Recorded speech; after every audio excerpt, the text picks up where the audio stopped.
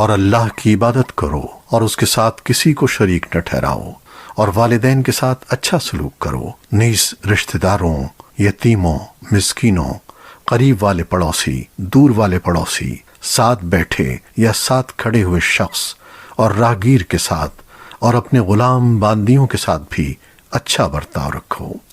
बेशक अल्लाह किसी इतराने वाले शेखीबाज को पसंद नहीं करता। ऐसे लोग जो खुद भी कंजूसी करते हैं और दूसरों को भी कंजूसी की तलकीन करते हैं, और अल्लाह ने उनको अपने फजल से जो कुछ दे रखा है उसे छुपाते हैं, और हमने ऐसे नाशुक्रों के लिए जलील कर देने वाला अजाब तैयार कर रखा है। और वो लोग जो अपने माल लोगों को दिखाने के लिए खर्च करते हैं और न अल्लाह पर ईमान रखते हैं न रोज़े आखिरत पर, और शैतान जिसका साथी बन जाए तो वो बदतरीन साथी होता है।